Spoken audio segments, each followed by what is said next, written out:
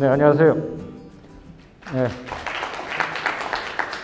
사실 왜냐면 귀농이라는 게 쉬운 거는 아니에요. 보면. 근데 기존에 가서 이렇게 보면 그 마을 사람들하고 이 연계가 되게 힘들어요. 그러다 보면 뭐를 해야 되느냐. 거기 가보면 이제 뭐 쉽게 해서 뭐 협의회가 많아요. 뭐 쉽게 해서 이제 공동체는 무조건 들어가세요. 제가 하고 싶은 건 그거예요. 들어가서 부딪혀야 돼요. 그리고 거기에 무슨 단체가 있잖아요. 우리 사장님이 만약에 가신다 그러면 사모님도 단체에 넣어주세요. 분유회인가 이런데. 월화산 바로 밑에서 저기라기 때문에 거긴 또 산불이 많잖아요. 그러다 보니까 막 젊은 사람들만 뽑는 거예요. 그래서 제가 이제 거기 들어가서 지금 있고, 이 서울이나 이런 데 보면 이제 집 안에서 김장을 하잖아요. 근데 아직은 저희 쪽에서는 다 밖에서 해요. 밖에서 그냥 막 물 틀어놓고 막 이렇게 한쪽에서는 가마솥에다가 보쌈 끓여가지고 이런 식으로 지금도 하고 있어요. 그런 거는 사실 가서 일 안 도와줘도 돼요. 그냥 먹어주기만 하면 돼요. 그걸 좋아해. 아내도 사실은 저 혼자 내려가 있다가 나중에 저희 아내가 따라 들어왔는데, 아내도 제가 이제 사는 데 와서 한 이틀인가 자고 갔어요. 그러니까 이틀인가 딱 자고 가더니 전화가 왔어요. 나 회사 그만두고 가면 안 되겠냐. 이거 너무 좋잖아요. 혼자 살다가 혼자 한 6개월 살았으니까 외롭더라고 되게. 그래서 당장 와라. 가지고 왔는데 우리 아내한테는 귀촌이고 저는 이제 귀농 이렇게 된 거죠. 근데 지금 아내도 일을 하러 다녀요. 뭔 일? 이제 노인분들 시골에 가면은 노인분들 이렇게 독거노인들이나 막 이렇게 거동 못 하시는 노인분들 있어요. 그분들 목욕. 그게 이제 건당 15,000원이에요. 한 건당. 목욕차가 와서 우리 아내를 데려가면 거기 가서 이제 목욕 시켜주고. 그게 뭐냐? 무슨 자격증이 있어야 된다고요? 예, 요양보호사 자격증만 있으면 되는 겁니다. 그러니까 여자분들은 그런 거 하나씩 따놓으셔도 괜찮을 것 같아요. 왜냐하면 요즘 부모님들이 가끔 그거 부모님한테도 들어갑니다. 괜찮아요. 아주 좋더라고요. 그래서 이게 지금 여기 계신 분들은 아마 이거 긍지를 가지셔야 돼요. 저도 사실 여기서 배우고 가가지고 거기 또 그 지역에 가면 또 배울 게 또 있어요. 그럼 계속 가서 배우세요. 배우는 게 맞습니다. 그러다 보면 농사도 편하게 하고, 요즘은 이제 축사랑 이런 게 막 자동 시스템 막 다 돼 있잖아요. 그런 거 아깝다 생각하지 말고 투자를 하셔야 돼요. 맞죠? 예, 안녕하십니까. 조광철입니다. 저는 망설임 없이 사과를 선택을 했어요. 그리고 리스크가 있다 보니까 처음에는 주장목과 보조장목을 좀 나눠서 좀 뭔가 리스크를 분산을 해야 되겠다. 규모는 1,300평부터 시작해서 지금 한 8,000평 정도 제가 땅을 가지고 있고, 여러분들도 다 알겠지만 동기가 있을 거 아닙니까? 가만히 있는데 그냥 가겠다는 것이 아니라 나한테 어떤 변화의 계기가 되는 시점. 근데 그것도 생각만 하고 있는 사람들하고 행동하는 사람하고 차이점은 시간이 지나면 지날수록 커진다는 것을 여러분들이 알으셔야 합니다. 제가 회사 다니는 식품회사인데 그 틀 안에서 제가 한 23년 생활한 결과는 수도권에 집 한 채 없이 오로지 이렇게 얽매여 가는 그런 어떤 모습을 어느 한순간 들었어요, 제가. 여러분도 아마 그런 느낌이 들었을 거예요. 좀 허무하다. 나름대로 제가 좀 거창할지 모르겠지만 자유스럽고 좀 평화롭게 걱정 없이 한번 살아보자. 근데 이 도시권에서는 그게 안 되더라는 소리죠.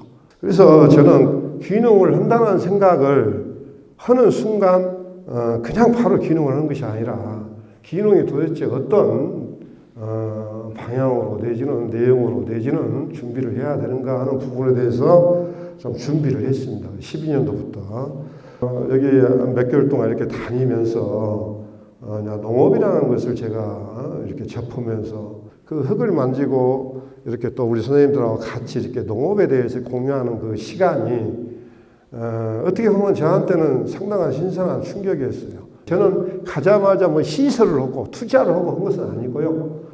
일단 있는 자원 가지고 이것저것 저도 이제 사과만 가지고 오려고 했는데 사과만 가지고 이야기하기에는 내가 그 시골 생활이 척박할 것 같다. 가서 한 1년 정도 하다 보니까 시골은 적은 땅에다가 기능을 부여해서 하는 기능성 농업이 있고 아니면 면적 파일을 가지고 어떤 관행 농업을 했을 때 어떤 두 가지 중에 하나는 선택을 해야 내가 수익을 좀 확보할 수 있겠다는 내 나름대로의 기준이 있었단 말이죠. 사실상 이렇게 텃밭 가꾸기식 해가지고는 절대 돈이 안 되더라는 소리죠. 근데 고생은 300평 한 사람이나 3000평 한 사람이나 똑같은 노동력입니다. 근데 적게 하니까 내가 노동력이 적어질 것이다 하는데 그건 아니더라고요, 보니까. 시간은 정해져 있고, 그죠? 그래서 그 시간을 최대한 집중적으로 활용을 하면은 면적에 상관없이 농업을 할 수 있겠다 하는 것을 제 나름대로 좀 파악을 하고, 제가 한 7년 동안 이렇게 해오면서 지금 저희 농장에 시설하고 지금 장비들입니다. 금액으로 따지면 한 4억이에요. 근데 이것만 있는 것이 아니라 애초기 농약 살포기 비료 살포기 이런 거만 한 5억 정도가 한 7년 동안 내 농사를 짓기 위해서 시스템 내지는 장비를 구입하지 않으면 안 되는 상황으로 되더라는 소리죠. 계속 투자가 이루어지고, 저는 이렇게 전정사 자격, 그리고 요즘 드론, 알죠? 드론 자격증. 그리고 내가 12월 2일 날 내가 지금 포크레인 영업용 자격증까지 땄어요. 이런 것들이 하다 보니까 따지더라고요. 그리고 귀농 귀촌을 하겠다고 마음먹은 이상 지금 스타 귀농인들이 많습니다. 그리고 각 지역마다 억대 소득을 가지고 계신 분들이 급기약주로 늘어나고 있어요. 실패한 사람들을 바라보면 여러분들이 그게 전부인 것 같지만 그 와중에 엄청난 그런 어떤 새로운 변신을 통해서 성공한 사람들이 많이 있고, 비록 짧은 시간이지만 여러분들이 좋은 그런 출발점에 그런 계기가 됐으면 하는 마음으로 강의를 마치도록 하겠습니다. 감사합니다. 이상입니다. 네, 안녕하십니까. 채소반 대표로 나온 유준재입니다. 저에게 어떤 귀농이라는 거는 새로운 어떤 삶의 시작이기도 하고, 제가 새로운 일을 한다는 의미에서 귀농보다는 저의 어떤 창농 계획서라는 이름이 더 잘 맞을 것 같고요. 새로운 거에 대한 공부를 많이 좋아합니다. 배우는 걸 즐겨하기 때문에 죽을 때까지 계속하면서 배우고 제가 또 성장하고 그런 것들 누군가에게 나눠줄 수 있는 그런 일을 해보자라는 조건을 내걸고 이런 개요를 한번 짜봤습니다. 품목은 크게 3가지를 계획하고 있습니다. 구기자 말씀드렸고요. 두 번째는 이제 멜론입니다. 우리나라에서 생산되는 멜론의 약 1%가 안 되는 수확량을 아직까지는 배지 재배를 하고 있는데, 코코넛을 좀 활용해서 친환경적이고 그리고 좀 노동력을 최소화해서 그다음 기술들을 접목해서 스마트하게 지을 수 있는 그런 멜론까지 같이 한번 해보고자 합니다. 창농 시기는 빠르면 2021년 내년입니다. 하반기에 사업자 등록을 하고 1년생으로서 출하를 할 수 있는 구기자를 22년에 가장 빨리 한번 출하해보는 그런 계획을 짜게 됐고요. 농업 기술이나 지식이나 경험이 없습니다. 그래서 이거를 좀 갖고 싶고요. 배워야 하고요. 그걸 바탕으로 해서 정말 최고 품질의 농산물을 만들겠다. 그래서 저는 두 작물을 재배를 한다 그러면 각각 1년에 2기작 그리고 500평 기준으로 제가 환산을 해서 다음과 같은 계획을 짰습니다. 그래서 2022년부터 구기자 첫 출하하면서 한 6천만 원 정도의 매출을 달성해보고 2024년에는 1억 원 이상의 매출을 한번 올려보고자 합니다. 앞에 있는 제가 과연 몇 년 후에 저러한 성과를 만들어냈는지는 몇 년 뒤에 한번 전해드리도록 하겠습니다. 그래서 이런 것들을 위해서 저는 3개년 계획을 일단 수립을 해보았고요. 창업농 계획, 그 다음에 멘토농장 실습 이런 것들을 가장 빠르게 한번 제가 직접 경험을 해보려고 하고 있고요. 그러면서 작물에 대한 이해를 좀 넓혀가면서 입지 환경 분석을 해서 장기 임대를 할 그런 농지를 마련해 보려고 합니다. 구기자라든가 멜론이라든가에 들어가는 이런 시설 투자를 하는 데 있어서 한 30% 자부담하고 70%는 사업 지원을 좀 받아서 해보려고 합니다.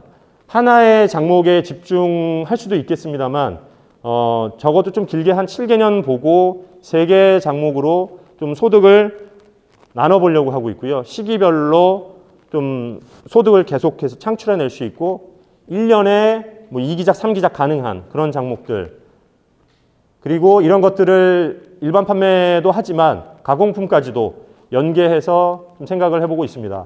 이상이고요. 부족한 발표 경청해 주셔서 감사합니다.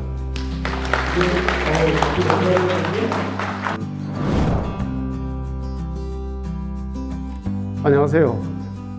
저는 식량작물 지금 대표로 맡고 있는 정진혜입니다. 제가 발표할 것은 농촌관광문화터 조성 계획입니다. 제가 원래 하는 일이 작가입니다. 글을 쓰는 사람이에요. 그걸 쓰기 위해 가지고 제가 이걸 선택을 한 거예요. 농가 밭이 있지 않습니까? 가면은 야생화가 있죠. 길이 있고, 농막이 있고, 가서 농부도 보고, 다 할 수 있잖아요. 이게 전부 다 글이 되더라고요. 이 글만 되는 게 아니고 사진으로 되잖아요. 또 이야기가 됩니다. 여러분들이 땅을 300평을 가지고 있으면은 이 땅이 작다고 생각하지 마세요. 이 땅을 가지고 농촌 체험을 할 수 있는 장을 만들어요. 왜 기농을 내가 선택했는가? 선대가 준 땅이기 때문에 그걸 놀릴 수가 없잖아요. 그리고 농촌 문화와 전통 문화를 이제 농촌 문학의 길로 마무리하고 싶어요, 제가. 왜냐하면 제가 글 쓰는 작가다 보니까 농촌 문화에 대한 책이 한 10권 정도밖에 안 돼요. 그래서 이걸 이제 마무리, 내 나이가 이제 꽤 먹었는데, 이제 마무리한다는 생각으로 이제 농사를 짓게 됐어요. 저는 이제 글과 또 문화재랑 많은 작품을 좀 남기고 가고 싶어서 그래요. 지금. 앞으로 해야 될 것이 이제 내년 후년에 제가 이제 개관 목적으로 하고 있는데, 현재 이 밭 있는 데다가 현재 건물, 이제 영상 교육관을 만들어 갑니다. 왜냐하면 제가 야생화하고 우리나라 문화재도 있지만은 동영상, 우리나라 탈춤 있지 않습니까?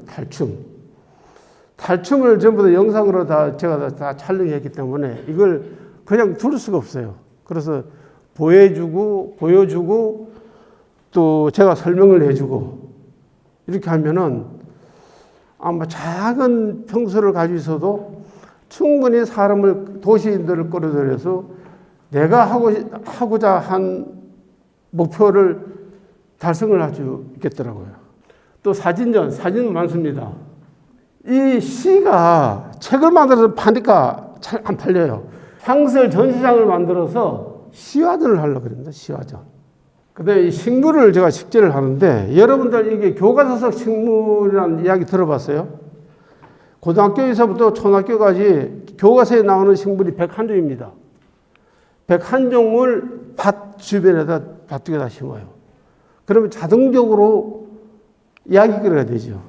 이 목적은 농촌 문학 배경지를 정착하려고. 나의 농촌 문학을 한번 이제 뿌리를 한번 내려보려고 그럽니다. 내년에는 좀 더 적극적으로 한번 해봐야죠. 이상입니다.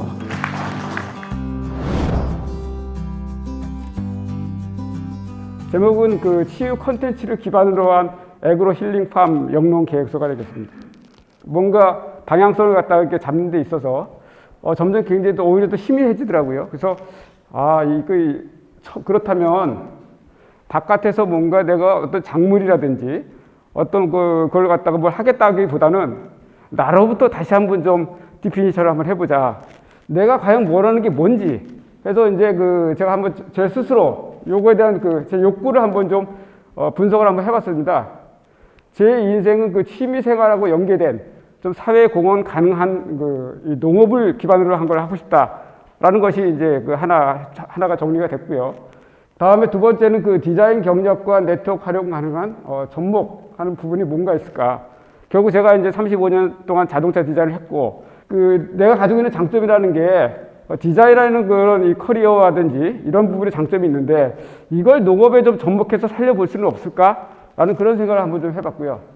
막상 이것이 앞으로 내 삶에 있어서 수익을 내는 거를 방향으로 생각을 하니까 야, 이거는 내가 할 게 아니다 라는 그런 생각을 하게 됐습니다. 그렇다면은 이거 말고 어떤 그 니치 시장이 있지 않을까라는 그런 그것을 생각을 하게 됐고요. 이 세 가지를 갖다가 제 스스로 한번 분석을 해보니까 사업에 대한 그 나름대로 방향이 좀 잡히더라고요. 그래서 첫 번째, 취미생활과 연계성. 저 같은 경우는 이제 한 5년 전에 그 귀촌을 이미 해서 조그마한 그 정원을 갖고 있는데 제가 이렇게 가드닝에 이렇게 재주가 있을 줄 몰랐거든요. 그래가지고 제가 가드닝에 관련해가지고 이것이 뭔가 연계가 됐으면 좋겠다라는 그런 방향성을 하나 찾게 됐고, 두 번째는 미래 성장 가능성. 현재보다는 미래에 어떤 뭔가 이 성장 가능성이 있지 않을까라는 그런 시장에 대한 걸 찾게 됐고요. 그래서 그 세부 추진 내용이 되겠습니다. 해서 그 가장 중요한 그 치유. 이름을 좀 카페 에그로라 지었고요. 이것도 가치입니다. 그래서 이 형태는 인도어 팜하고 그 아웃도어 팜. 해서 이거 두 개를 갖다가 이 오픈형으로다가 지금 구성을 하고 있고, 특징은 자연을 즐기며 휴식이 가능한 힐링 컨셉의 그 카페입니다. 그래서 크기는 지금 카페 한 300평과 해가지고 전체적으로 팜 사업자분들 1000평을 갖다가 생각을 하고 있고요.